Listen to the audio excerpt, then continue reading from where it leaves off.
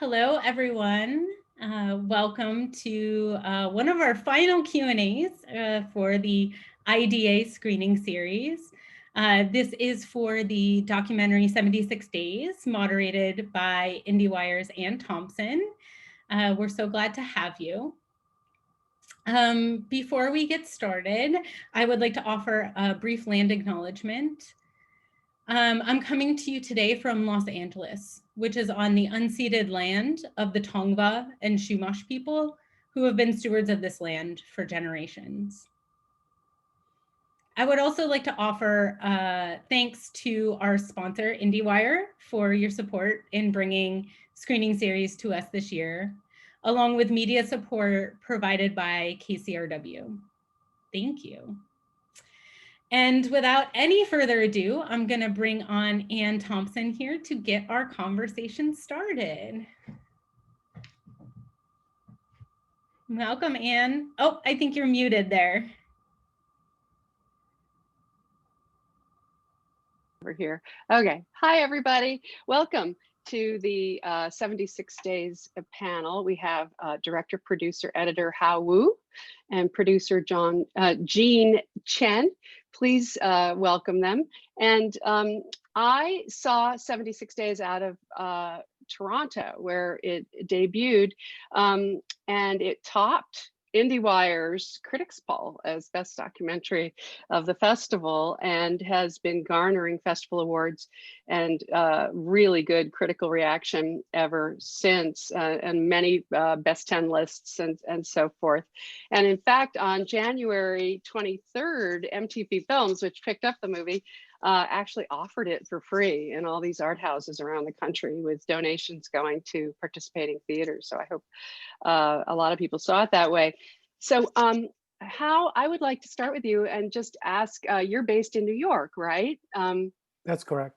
And so were you tracking the virus? Were you like figuring out something was going on before other people were? I still have a lot. My family's, a lot of my family members still live in China, so obviously I follow what's happening in China on social media. So early January last year, 2020, we read about this mysterious pneumonia virus coming out of Wuhan, but nobody was paying that much attention. On January 23rd, the day Wuhan was put under lockdown, I was actually supposed to fly back with my partner and 2 kids from New York to Shanghai to spend Chinese New Year with my family there. But 24 hours before the departure, we learned about this government mandated lockdown of the entire city of Wuhan, a city of 11 million people. So we were like really shocked and confused, and was like, what did this mean? Does it mean the government has completely lost control of the situation? That's why you had to resort to such a drastic action to lock down the entire city. In the end, we decided I will fly back myself. So I went back to China, to Shanghai on January 23rd, and spent 10 days locked up pretty much inside of my sister's apartment. Because as soon as Wuhan was put under lockdown, the rest of China went into voluntary shutdown as well. Shanghai is China's largest city of 21 million people. Chinese New Year is usually the busiest family holiday, but nobody was on the street. All the restaurants were closed. No big business was open. So it was a very eerie sight. So that really like stayed with me, that image. And also just looking through the social media, trying to understand the dire situation in Wuhan. Hospitals were overwhelmed. Doctors were running out of PPEs. So when I came back to, sorry, go ahead. How did you get all this information? Because I have been lucky enough to visit China, and I didn't get the sense that you were always being told what was really going on in the mainstream news on television. Absolutely. Or in the papers. Yeah, in the early days, the national broadcaster, the TV news and the state-owned newspaper, they were not doing a lot of covering this because they're still waiting for directions how to report this. But there are other more independent commercial publications, as well as people sharing information on social media. So despite government's attempt to control the information on social media, but because a lot of times social media is one-on-one communication, information still get passed around. So you were hearing about it, and so when did you decide to make a movie? How did that come to pass? I came back to New York in early February, and then a US network approached me at that time, asking me if I wanted to make a film about this coronavirus outbreak. Because my experience in Shanghai, just to, feeling like the outbreak has become personal. So I jumped down. I reached out to filmmakers who had started filming on the ground in Wuhan, over a dozen of them. That's how I found my two collaborators. And how, Jean, did you get involved in the movie? Well, Hao and I, we've been a longtime collaborator since 2012 on his first film. So, and on early April, Hao approached me and say, I have some footage I want to show you. I'm not sure there's a film. So he sent me 3 scenes, which was the opening scene of, the nurse. And exactly, that was a reaction. I was blown away and also just crying. And I say, there's film to be made. Just keep going. Even though there was no budget, we don't know, what's going to happen. And we were in the middle of pandemic. I said, just make the film. And that's how we got involved. I got involved with Hao. And did you guys find some financing and support for your efforts? I mean, how were you just paying for it yourself? We didn't. Nobody was getting paid because the 2 collaborators were filming on the ground. I did the editing with Jean's help, and and also for a long period of time, we kept this project secret. We didn't want anybody to know we're working on this because COVID narrative had become so geopolitically sensitive. And so we only reach out, it's actually Jean. Jean's the fun person. She started going out asking for money once we're pretty sure we got into TIFF. So we're looking for finishing fund, post-production money. So you sent something very rough to Toronto for them to look at? Actually, this is what happened when Hao started editing in April. And, he was just assembling scenes together and he just keeps sending me, select scenes. And 2 months later, I actually say, I'm an editor by trade. That actually, this is my first feature producing debut. And when I looked at the cut, I say, this is ready. I know this is ready. So it was actually pretty fine, I would say, by June. And so and because we have no funding, and this is the festivals, this was the first festival in September. You needed a buyer. You needed to find a way to get this out. Well, I didn't know. I never produced before. So I just out of, ignorant is bliss. And I sent it to Tom Powers. And pretty quickly, in 2 weeks later, he said, we want this film. And then that's when I say, oh my God, I actually have to find money to go online and mix and license the footage. Wow. All right, well, let's go back to who your collaborators were. So you're in New York. How are you communicating with them? How are you finding them? How are you getting the material back and forth from them? Explain your process. It must have been, I can't imagine how challenging this was. Yeah, so once I started doing research, I reached out to filmmaker friends, reporter friends in China who were, trying to introduce me. If they know anybody who's filming there, right, in Wuhan, they will introduce me. And luckily, there was actually a WeChat group, an online group for all the filmmakers and reporters who were working in Wuhan at that time, because they all needed help because Wuhan was under lockdown. It was extremely difficult to travel from one part of the city into another part. So the filmmakers there need a lot of help from each other. And that's how I found over a dozen filmmakers. I just explained my purpose. And at the beginning, I said I'm working with a US network, but the network later dropped out. So quickly I've become an independent. I said, I want to collaborate with you and make a film. They share the footage with me, usually over the internet. But as soon as I saw my two co-directors' footage, I told them I definitely want to work with you. And then we just got into this routine where every day after they leave the contamination zone, they couldn't take their cameras out. They can only take their card out, and and then they will upload the footage onto a cloud service in China. I will download the footage in New York, which always, because of the Great Firewall, that's making it, download speed really slow. So you will always take a couple of days before I can view the rushes. And then we'll have conversations over, mostly over voice chats, right? Over the internet, discussing the characters and coverage and whatnot. But my two collaborators, they actually made most of the filming decisions on the ground there, because it was so chaotic. Things are changing really fast. Whoever we say, oh, might be an interesting main character, can you follow? Can you track them? That person might be transferred to a different hospital or even might pass away, right, in a couple of days. Thank God for the grandfather. Oh my God, he was so adorable, and what a great character. Tell me how you found him. Grandfather, to be honest, was the only main character we know at the beginning during production, because he was just like everybody during COVID, because the hospitals, they didn't understand the virus enough. At that time, they were afraid of maybe there's different strains that could potentially infect different patients. So once you are admitted inside the hospital into a room, you are told to stay there. Don't ever come out. But grandpa is so stubborn. I mean, later we revealed he has some medical condition, right? That he has suffered from dementia. But then at the beginning, we didn't know. He was just a stubborn old guy who always found his way out into the hallway, trying to find his way out of the hospital to go home.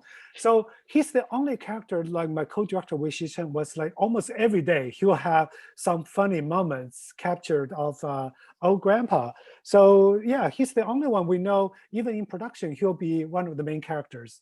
Many of the other characters, we didn't quote unquote make them into main character until during editing stage. I see. Yeah, no, he must have been pretty obvious. So one of the things that's interesting about the movie is that you would be expecting that seeing people covered up with all the PPE and the masks and everything would make them less emotive, or that you wouldn't be able to relate to them as much. And I mean, I think we've all started to learn how to read eyes. Obviously, this is a skill, but talk a little bit, both of you, about your what you learned about how human beings actually can come across even when you can't see their face. Actually, the first thing when I watched the scene, and I say to Hal, oh my God, this is the first time I'm working on a film that you can't differentiate people, just everybody's covered. But, brilliantly, Hal actually really finds the through line. Like Grandpa becomes a story that we would recognize, right? And also I say, it's the kindness, it's the action that you see through scenes that I think that's what would draw people in. It's the humanity that comes across. I mean, they're deprived of their families. I'm getting a little verklempt. I'm sure this isn't the first time that this has happened when you talk about the movie, but these people are deprived of any touching, any relationship to the people who love them. And so the care workers are the ones who step in. And I'm sure this is happening everywhere, but this is the first time I was able to see it, and it really broke my heart. Well, Exactly. Just a side story, actually, Hal lost his grandfather at the beginning of this film. And that's another reason I really want to push him to just edit this film, even though we didn't have the money, just push and edit this film as your therapy. It's, Yeah, so I think going back to Anne's questions about not seeing their faces. So when I was doing editing, I was following basically my emotional response, because because my grandpa's death, I was feeling guilty. I was feeling a lot of different emotions. And also that was during the time when Black Lives Matter protest was going on, and we were watching the US mishandling our own response to COVID-19 here. So for me, just be able to focus on the actions of these characters. So I was editing that way, but without thinking too much about whether I could see their faces or not. But then now looking back, I think the fact we're not seeing their faces actually help guide viewers' attention to their actions much more. So like Anne, you were mentioning, Interesting. right? They were so isolated, but just because this nurse moved the hand over, the other nurse was like cleaning the phones, right? Trying to clean the phones. So we pay a lot more attention to what they do rather than what's on their face. And the other thing I was wondering as you were editing is how did uh, how did you know that the movie would come out in a sort of hopeful place? Because this could have been a movie that people would not want to watch. It would be too upsetting for them. And the truth is, I think people should know this. It's really a very uh, positive movie. It celebrates survival in a certain kind of way. I guess when I was editing, it wasn't intentional to make it hopeful. So all we knew, I think Gina and I we talk about this, including what the title of this film could be, what's the container of the movie could be. Mm, I mm, remember we had this discussion because I told Jean, I think in early April, I told Jean I found this online video somebody shot on their phone of people in Wuhan just mourning with the air siren blaring all over the city. Everything stopped for 3 minutes, just people mourn. I told Jim, I said, I'm crying. I was watching this, I'm crying. I told Jim, I feel like this should be the end of the film. It's like we come out of it, but at the same time, we collectively grieve about what we have lost. And Jim brilliantly came up with the title. They just titled it 76 Days. Yeah, she came up with that. But I think it's like, for us, we're just trying to find a container. We definitely want to track it in terms of at least the emotional experience of the city, which is from the early days of absolute panic, chaos, uncertainty, to things started stabilizing, to us emerging out of the lockdown, but still in great sadness looking back. But for us, we're more concerned about tracking this emotional journey. But I yeah. guess from the other hand, if you look at it, the fact this had an end, I think for the rest of the world, it actually it becomes a hopeful story just because the rest of the world, most of it is still suffering. Yeah, no, absolutely. What's the status of the grandfather now? The grandfather's home, he's fine. I think uh, most of the people who survived, like in this film, they're fine. Little penguin is growing, really well, going up. And yeah, and Wuhan, the city has gone back to almost normal, and during Chinese New Year, New Year's Eve, there's so many people partying. I think there's been some photos that went viral just because, contrasting to the New Year celebration we had here versus Wuhan. It's quite striking. And what were the dangers that were involved for the filmmakers who were shooting for you? Um, I mean, first of all, I don't think they're shooting for me. They started filming themselves. I approached them and collaborated with them. Right. I think the danger, the great challenges for them are obviously two front, right? One is physical. They went in and started filming early February. Most of my filmmaker friends in China didn't dare to go to Wuhan because they were just so much concerned about how dangerous the virus was. So they took enormous risk to be there filming. Every day they have to put on multiple layers of PPEs, just what you saw the medics did in the film. And also because they have to tape up every opening because they're afraid of the virus touching their skin. So the PPE make, it's not breathable. So they were constantly, running low on Hot. oxygen, Yeah. hot. And then, they would take frequent breaks. They will have, feel like they couldn't even think straight. And also it's really exhausting filming with that. But I think more importantly is the mental stress. They were filming people deteriorating right in front of them and filming people dying in front of them. So I talked to them quite frequently, and then they felt helpless. They wish they could do more. They feel guilty of being alive. Yeah. Um, so yeah, I must say they have so much. I have so much respect for them. All I could do was to tell them take a day off. When it gets hard, take a day off. But at the same time, once they recover, I would say, you guys are doing a great job. You're documenting history. So it's our job to tell the story to the world. And what kind of danger were they in terms of having to remain anonymous and having the state find out about what they were doing? They were not supposed to be doing this, correct? When was the That's correct. hospital allowing them to do something that they weren't supposed to be doing?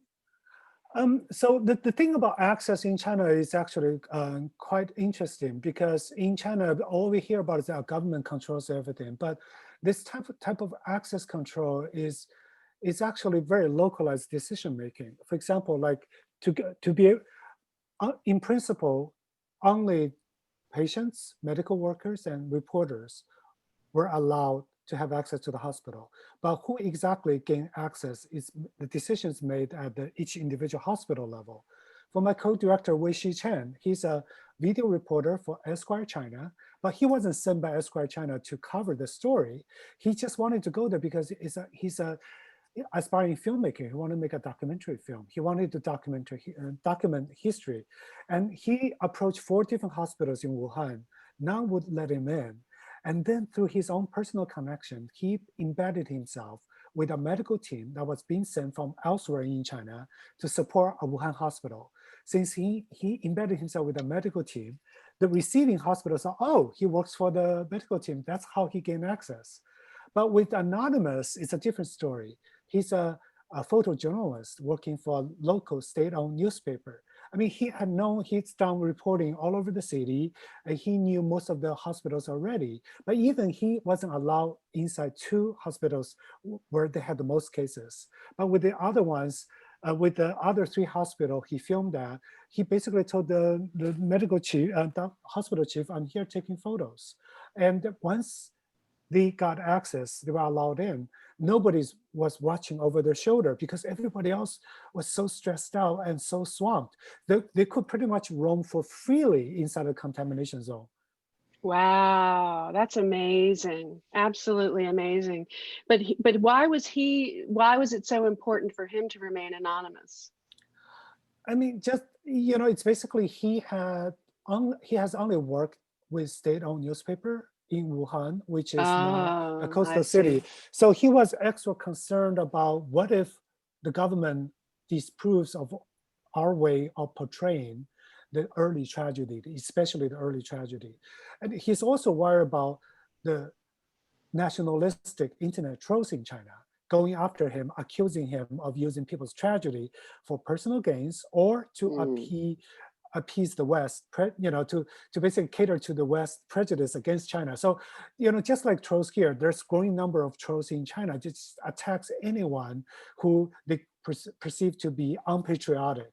And since he only worked for a state-owned newspaper before, he's really worried about his livelihood, about losing his job. Okay, so Jean, when you presented the movie in Toronto, and this year getting into that festival was a big deal. There were a lot of documentaries that were not in there because they didn't have many slots. So you were looking for a distributor, and but also the movie became public. It became known that it existed. What happened then?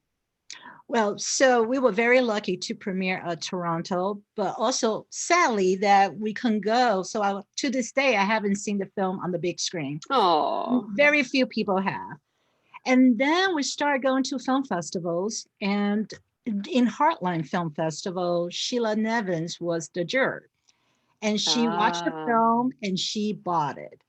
And that was actually such a blessing. MTV documentary, and she's the boss. She's the boss. So we were very lucky to have a distributor. Because we had a hard time selling the film earlier, because most of the streamers and distributors or broadcasters, they already have some COVID film in production. We've been keeping this project secret until we premiere on TIFF.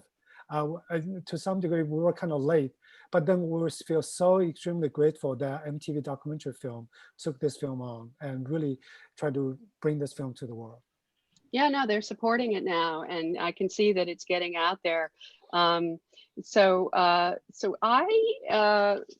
want to know what you're up to next. What are you doing, each of you or both of you together? You must have other things in the fire. I Well, mean, you I'm must have editing. extra interest. You're editing, good. I'm back in editing, and it's my first love. And this is actually my editing room. So, working on a secret project. Of Yeah. course. So Uh-huh. I'm developing a couple of documentary projects as well as narrative projects at the same time.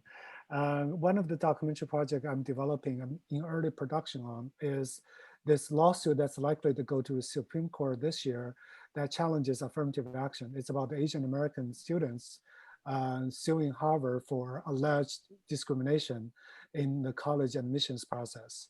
So we're in early production with this, but right now, as you know, it's still COVID time. It's really hard to travel around the country to film the characters we have identified. Yeah, no, it's a rough time.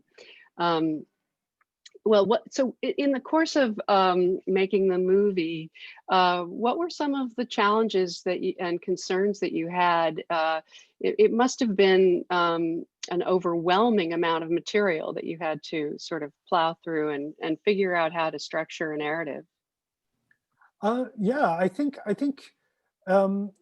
it took us a while to figure out what this film could be, and because in the very beginning, we thought about doing the investigative approach to really try to understand what happened in Wuhan in the early days. What made it so bad? Who was patient zero? How long the virus has been traveling in Wuhan?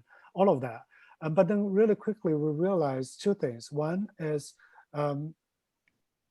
it's really hard for a documentary film crew to uncover something that hasn't been uncovered by investigative journalists. Number two, the people who were willing to talk to reporters for print, some of them were unwilling to appear on camera for a documentary film. So we had to sort of give up that approach. And later on, we were thinking maybe we could make it more global because it has become a global pandemic. So I reached out to filmmakers elsewhere in other countries as well. And also I started filming in New York myself. I just couldn't get access to go inside a hospital here.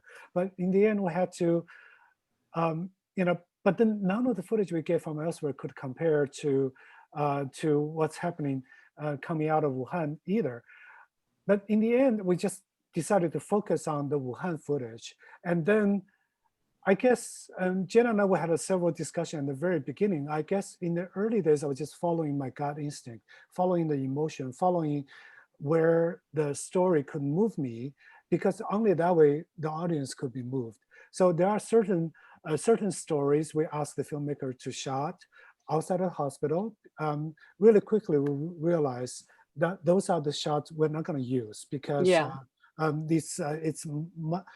compared to what's inside the ICUs, it's much less emotional and it kind of slows the film down. So that kind of like going through, so the amount of footage, we had about 320, 350 hours of footage, we never counted. But then once we quickly go through the rushes, we realize there's certain part of the footage we actually don't need. I didn't spend that much attention at going through that part of the footage. Jean, what was your sense as an editor of how the drama should be shaped? Well, actually, it's chronological. So for me, I encourage how to edit his film himself because I actually trained him 8 years ago. And I want him to challenge himself as a director to go with a very different style. If you know his prior films, they're very fast paced and it's very fancy, I call it. So when I saw this footage, I say, go to the most minimum. It's like Frederick Wiseman style, just go. It's like cinema verite, that's what it is. To the purest form. I say, here's an opportunity for you to try that. I even made him take out, at one time he had an end credit music. I said, don't even go there, nothing. We fought over that because I really wanted Chavela Vargas music, some Mexican folk music there. She's like, are you nuts? I say, that does not make it global. Let's just say, Yeah, but also the story is very contained. It's very chronological. You know, I've been editing for a long time, so I knew it's the structure is there. It's organically there, and Yeah. also the seasonal change. We have winter to spring. Yeah. Mhm. It's almost like old zoo films, right? You got all that seasonal, Yeah. and so I'm really proud of Housework. Yes. He And did also, a yeah. great job. So how is it going to be seen in China? We don't have any plan to release the film in China because with my past two films, both time I tried to get approval from the censors, and the censor never approved the film. Not because my films were overtly political, not. It's just because they didn't like the way I portrayed the reality. For example, like People's Republic Desire, the internet celebrity film, they actually didn't allow it to be distributed in China. So with this film, because my co-director Anonymous had concern, and also because I really didn't want somebody to say you have to take this shot out because it's too sad. Maybe change the ending a little bit more uplifting. I didn't want to deal with that. It was not in our consideration to begin with. But I think you make him out to be very heroic. That's not our intention, right? But then I guess we become, since the premiere in Toronto, once we hear how Chinese, the diaspora, the overseas Chinese are watching it and virtual festivals. Yeah. Well, as soon as we hear their feedback, we realize, oh, maybe the government would not have an issue with this.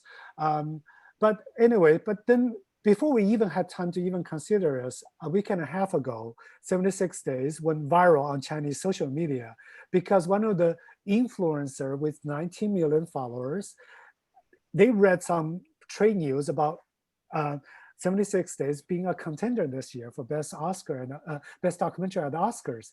And that influencer posted the trailer online and immediately went viral because this is the month of the 1-year anniversary of the lockdown. The memory is still so fresh with Chinese people, everybody's just talking about it. And then now because we were doing virtual theatrical here in the US, it's relatively easy to pirate it. Now pirated copy are all over my China. God, of course, of course. So without us doing anything, Chinese people are watching it. Oh, they are. Yeah. That's the Well, I irony. think they should be proud. I think they should be proud of the people that saved the lives in the hospitals and proud of you. Thank you all for being here with us for this remarkable conversation. Thank you for this remarkable movie. And thank you, Andrea, for your remarkable signing.